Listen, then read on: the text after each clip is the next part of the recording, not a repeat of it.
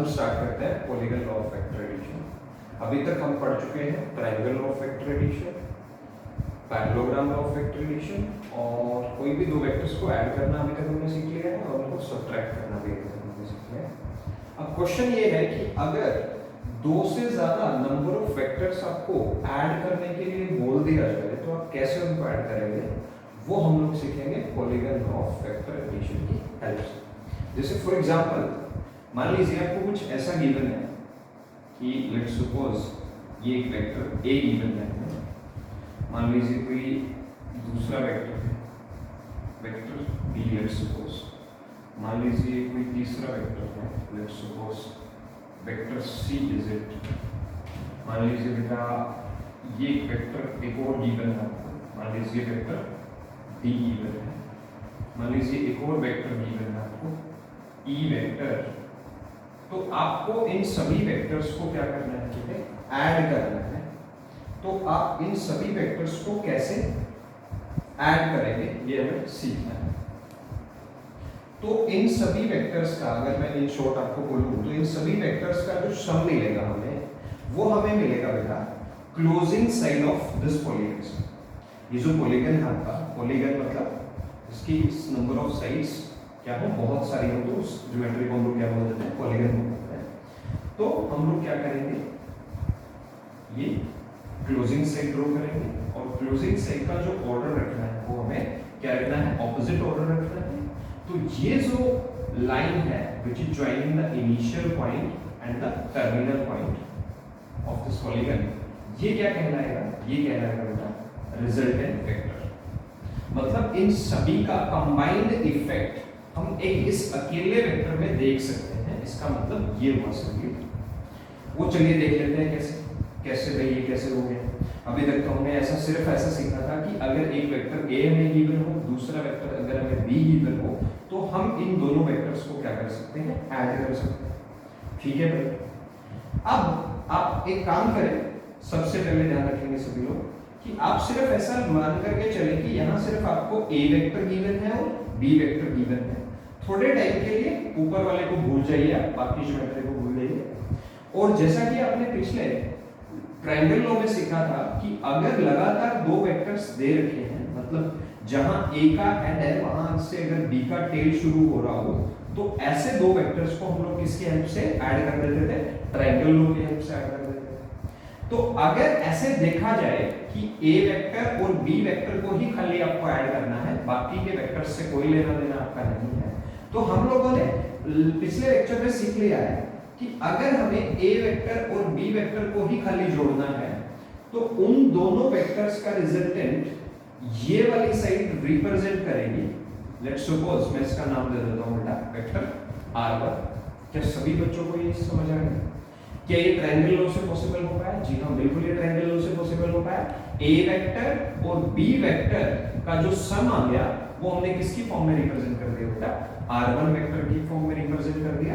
ये किया कैसे हम लोगों ने, क्योंकि हमें अभी तक क्या समझ आ रहा है, ट्रायंगल लॉ समझ आ रहा है, triangle law of vector addition. ठीक है भाई। अब आप इनफैक्ट ऐसा मान करके चलिए कि नीचे का ज्योमेट्री नहीं है, नीचे का ज्योमेट्री नहीं है, जो ए और बी का कंबाइंड इफेक्ट है वो हम किसमें देख सकते हैं, उसको कौन रिप्रेजेंट कर रहा है, वेक्टर r1। अब आप नीचे के पोर्शन को अगर भूल जाएंगे, आपको नीचे का पोर्शन भूलना है बेटे। अब आपके लिए वेक्टर जो r1 है, मान लीजिए वो आपके ए वेक्टर का काम कर रहा है, और नेक्स्ट वेक्टर कौन हो गया बेटे, जो सी वेक्टर है वो इस केस में आपका किसका काम कर रहा है, बी वेक्टर का काम कर रहा है। तो अभी हमें उन दोनों वेक्टर्स को भी उसी प्रोसीजर से, उसी सेम ट्रायंगल लॉ से क्या कर देना है, ऐड कर देना है। क्या सभी बच्चे बात समझ पा रहे हैं? ओके। तो r1 वेक्टर इस केस में हमारा किसका काम कर रहा है बेटे, फर्स्ट वेक्टर का काम कर रहा है। सी वेक्टर किसका काम कर रहा है बेटे, सेकंड वेक्टर का काम कर रहा है। देख लेते हैं क्या वैसा ही है जैसा ए और बी वेक्टर था पिछले केस में। जी हां, जहां पर r1 वेक्टर का हेड है वहां से किसका टेल स्टार्ट हो रहा है बेटे, सी वेक्टर का टेल स्टार्ट हो रहा है। तो r1 वेक्टर और सी वेक्टर का जो रिजल्टेंट आएगा उसको हम लोग इस साइड से, मतलब closing side of this triangle से क्या कर देंगे, रिप्रेजेंट कर देंगे। लेट्स सपोज इसका हम लोग नाम दे देते हैं बेटा क्या, r2 वेक्टर। अब हम लोग कह सकते हैं कि R1 वेक्टर और C वेक्टर का जो कंबाइंड इफेक्ट है उसको कौन रिप्रेजेंट कर रहा है? R2 वेक्टर रिप्रेजेंट कर रहा है। अब हमें R2 वेक्टर और D वेक्टर को ऐड करना है। उसको करने के लिए आप अगेन फिर से ऐसा इमेजिन करिए कि नीचे का पोर्शन अभी आपके लिए नहीं है, क्योंकि नीचे के सारे पोर्शन का जो कंबाइंड इफेक्ट है वो हमें किसकी फॉर्म में रिप्रेजेंट कर दिया गया है? R2 वेक्टर की फॉर्म में रिप्रेजेंट कर दिया गया है।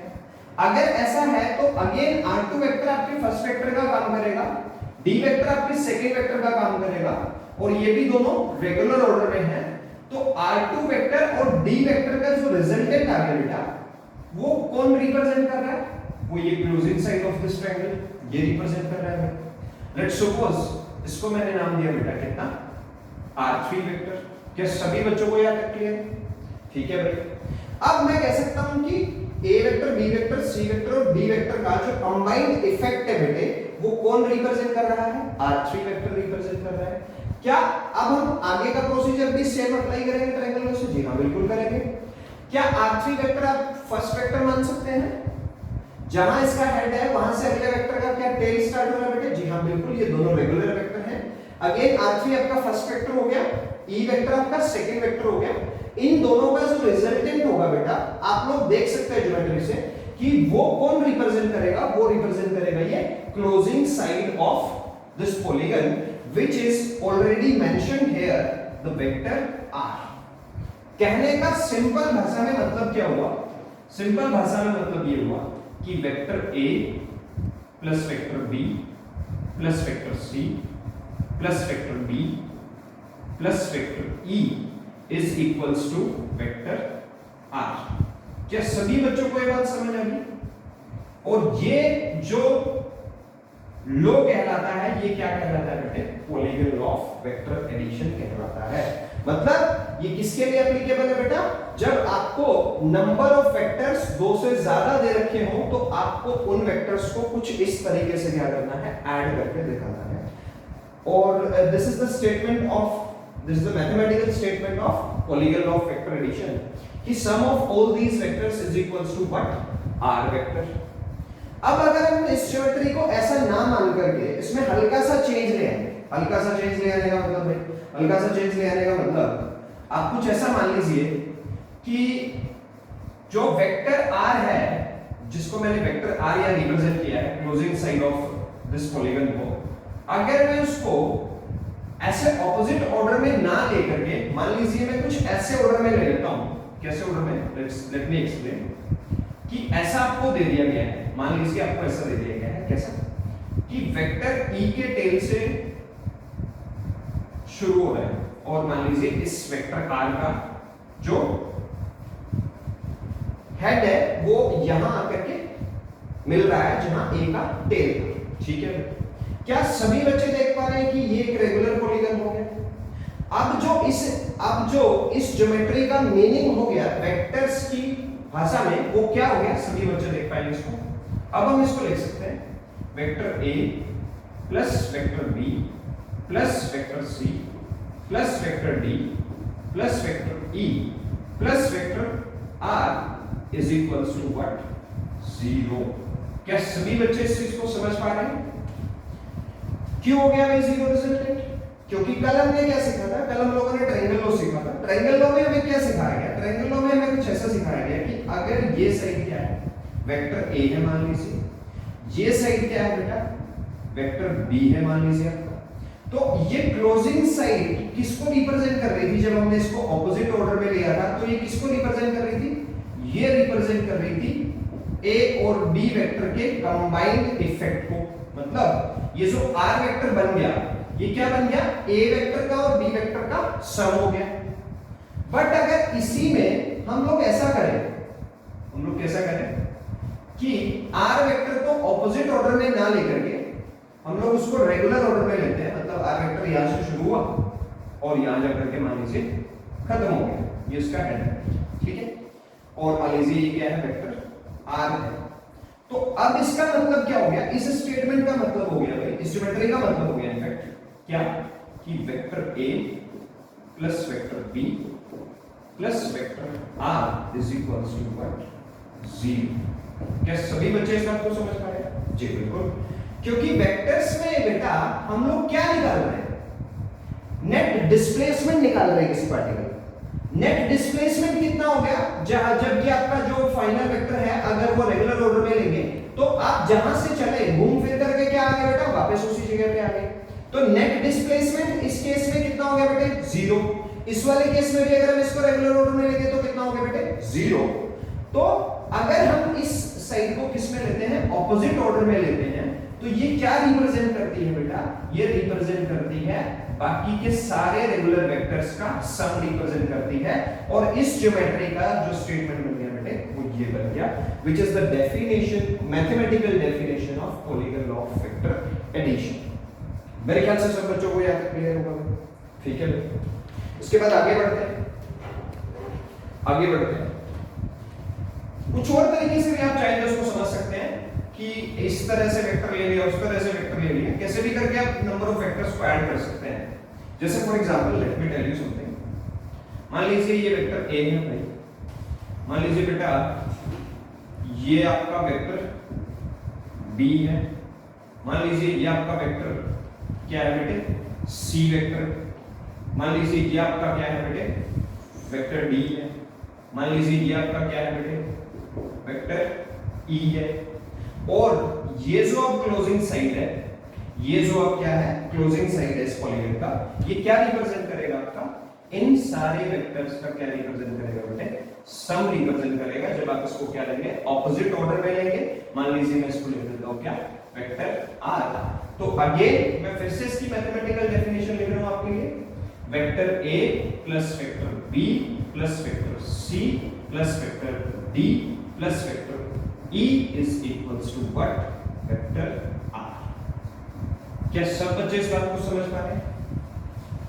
ओके, आगे बढ़ते हैं, नेक्स्ट पढ़ते हैं।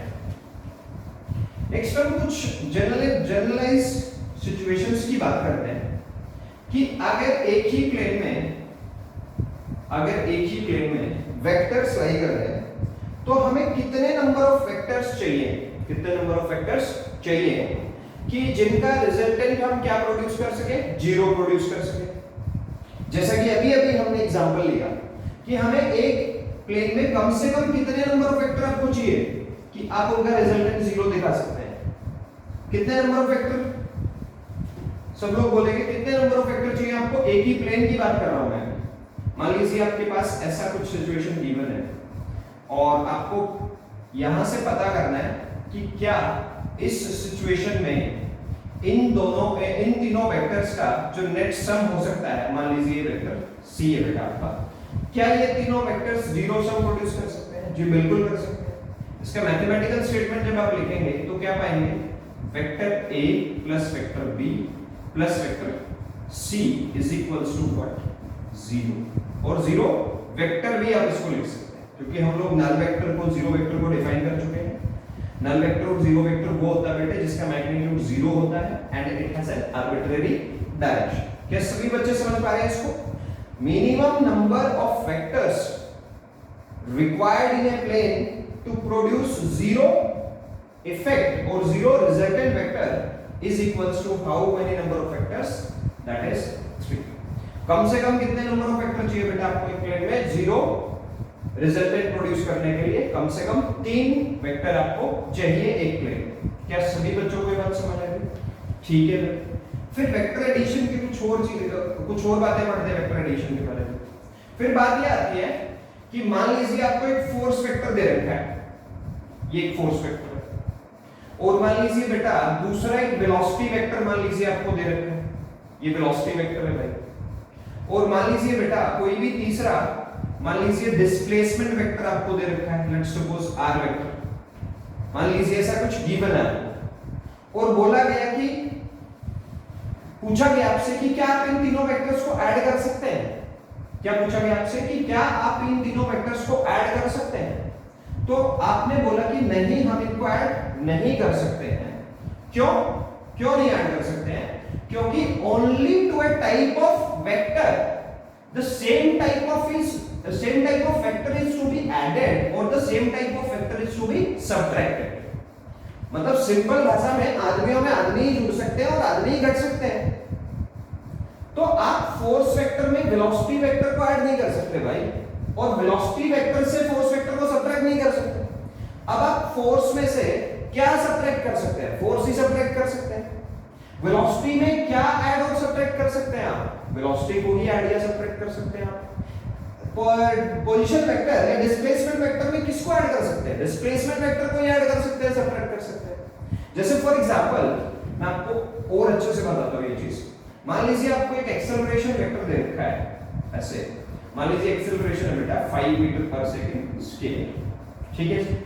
और मान लीजिए एक और एक्सेलरेशन मान लीजिए इधर दे रखा है, ये मान लीजिए a1, मान लीजिए ये a2 है, और मान लीजिए ये बेटा इस तरफ दे रखा है 3 मीटर पर सेकंड स्केल। क्या दो सभी बच्चे देख पा रहे हैं कि इन दोनों वेक्टर्स का डायरेक्शन बिल्कुल ऑपोजिट है एक दूसरे के, दे आर एंटी पैरेलल। तो मुझे क्या फाइंड करना है? मुझे बोला गया क्वेश्चन में कि आप a नेट फाइंड करें। तो मैं क्या करूंगा a नेट फाइंड करने के लिए? a नेट फाइंड करने के लिए मैं a1 वेक्टर के अंदर किसको ऐड करूंगा बेटा? Negative of a2 vector. और मैथमेटिकली वो कितना आ गया बेटे मेरे पास? That is a net is equals to how much? जी इसका मैग्नीट्यूड बताया और इसका मैग्नीट्यूड बताया, क्या वो 2 मीटर पर सेकंड स्क्वायर आ गया बेटे? दैट विल बिकम 2 मीटर पर सेकंड स्क्वायर। बात आई कि उसको आपको ज्योमेट्रिकली रिप्रेजेंट करना है। तो ज्योमेट्रिकली रिप्रेजेंट करने के लिए हम लोग यहां से आसानी से देख सकते हैं कि कौन सा वेक्टर का मैग्नीट्यूड बड़ा है? a1 वेक्टर का। किसका मैग्नीट्यूड कम है? a2 वेक्टर का। तो जो नेट रिजल्टेंट आया बेटे वो किस तरफ आया? a1 वेक्टर की डायरेक्शन में आया, जिसका की मैग्नीट्यूड कितना है बेटे? This is called a net vector which is equals to how much? 2 metre पर सेकंड स्क्वायर। तो आपने क्या सीखा बेटे कि आप एक टाइप ऑफ वेक्टर में सेम टाइप ऑफ वेक्टर का मतलब वो वेक्टर जो उसी सेम फिजिकल क्वांटिटी को क्या कर रहा हो? रिप्रेजेंट कर रहा हो, को ऐड या सब्ट्रैक्ट कर सकते हैं। एक वेक्टर में कोई दूसरा वेक्टर ऐड नहीं कर सकते, दूसरे किसी टाइप का वेक्टर ऐड या सब्ट्रैक्ट नहीं कर सकते, ठीक है। बहुत बढ़िया। कुछ एक जनरल क्वेश्चंस आपको याद रख लेने चाहिए। अगर आपसे मान लीजिए कुछ ऐसा बोल दिया जाए कि 3 वेक्टर हैं बेटा जो कि एक प्लेन में लाई नहीं कर रहे हैं, क्या नहीं लाई कर रहे हैं? Not in same plane, not in same plane. ये सारे के सारे वेक्टर एक ही प्लेन में नहीं है, और आपसे पूछा गया है कि क्या ये zero net resultant zero produce कर सकते हैं? क्या इन तीनों का सम जीरो हो सकता है? So your answer will be no. और सब बच्चे इसको ट्राई करेंगे, अगर नहीं होगा तो हम इसके बारे में बाद में बात करेंगे। मेरे ख्याल से सब बच्चों से हो जाना चाहिए, ये बहुत आसान सवाल हो जाएगा। The same question can be asked in somewhat in this manner कि आपसे बोला गया कि आपके पास 4 वेक्टर हैं बेटा, 4 कोई भी नॉन जीरो वेक्टर्स हैं। एक खास बात ध्यान रखें, ये जो मैं नंबर ऑफ वेक्टर्स बोल रहा हूं बेटा, ये नॉन जीरो वेक्टर्स की बात कर रहा हूं मैं, जीरो वेक्टर्स की बात नहीं कर रहा मैं आपसे। किसकी बात कर रहा हूं मैं आपसे? यहां नॉन जीरो वेक्टर्स की, कि जिनका मैग्नीट्यूड जीरो नहीं है। मान लीजिए 4 वेक्टर है बेटा, और सेम स्टेटमेंट है कुछ ऐसा ही कि they are not lie in the same plane, वो एक ही प्लेन में नहीं है, वो सभी मान लीजिए अलग अलग प्लेन्स में, ऐसा कुछ बोल दिया गया है। They are not in the same plane. तो क्या वो zero net zero resultant produce कर सकते हैं? Then your answer would be yes, कि वो क्या कर सकते हैं? नेट रिजल्टेंट उन चारों वेक्टर्स का जो कि नॉन जीरो वेक्टर्स हैं और एक ही प्लेन में नहीं है, तो क्या उनका नेट सम जीरो हो सकता है? Then your answer will be yes. और इसी तरीके से आप इसको भी ट्राई करने का कोशिश कीजिएगा, हो जाएगा आसान सवाल है, कोई खास बात नहीं है इसमें, ठीक है। चलिए कुछ और बातें करते हैं आगे। ये हम लोगों ने वेक्टर्स को ऐड करने का तरीका सीख लिया कि अगर 2 से ज्यादा नंबर ऑफ वेक्टर्स भी आपको अगर दे रखे हो तो आप